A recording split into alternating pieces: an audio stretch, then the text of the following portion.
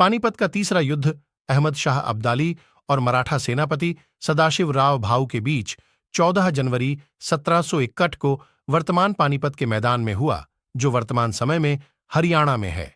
इस युद्ध में गार्दी सेना प्रमुख इब्राहिम खां गार्दी ने मराठों का साथ दिया तथा दोआब के अफगान रोहिल्ला और अवध के नवाब शुजाउद्दौला ने अहमद शाह अब्दाली का साथ दिया।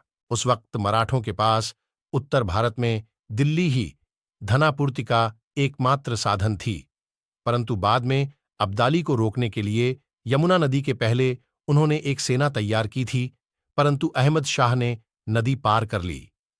अक्टूबर के महीने में और किसी गद्दार की गद्दारी की वजह से मराठों की वास्तविक जगह और स्थिति का पता लगाने में सफल रहा। जब मराठों की सेना वापस मराठवाड़ा जा रही थी तो उन्हें पता चला कि अब्दाली उनका पीछा कर रहा है। तब उन्होंने युद्ध करने का निश्चय किया। अब्दाली ने दिल्ली और पुणे के बीच मराठों का संपर्क काट दिया।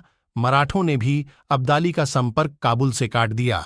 इस तरह तय हो गया था कि जिस भी सेना को पूर्ण रूप से अन्न जल की आपूर्ति होती रहेगी वह युद्ध जीत जाएगा। करीब 1.5 महीने की मोर्चाबंदी के बाद 14 जनवरी सन 1761 को बुधवार के दिन सुबह 8 बजे यह दोनों सेनाएं आमने सामने युद्ध के लिए आ गईं। मराठों को रसद की आमद हो नहीं रही थी और उनकी सेना में भुखमरी फैलती जा रही थी, परंतु अहमद शाह को अवध और रुहेलखंड से रसद की आपूर्ति हो रही थी। विश्वासराव को एक गोली शरीर पर लगी और वह गोली इतिहास को परिवर्तित करने वाली साबित हुई। जब सदाशिवराव भाऊ अपने हाथी से उतरकर विश्वासराव को देखने के लिए मैदान में पहुंचे तो उन्होंने विश्वासराव को मृत पाया।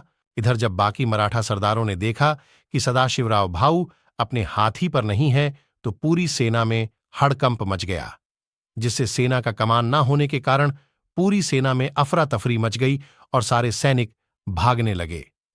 इसी भगदड़ में कई सैनिक वीरगति को प्राप्त हो गए, परंतु भाऊ सदाशिवराव अपनी अंतिम श्वास तक लड़ते रहे।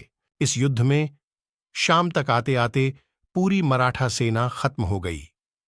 अब्दाली ने इस मौके को एक सबसे अच्छा मौका समझा और 15,000 सैनिक जो कि आरक्षित थे उनको युद्ध के लिए भेज दिया और उन 15,000 सैनिक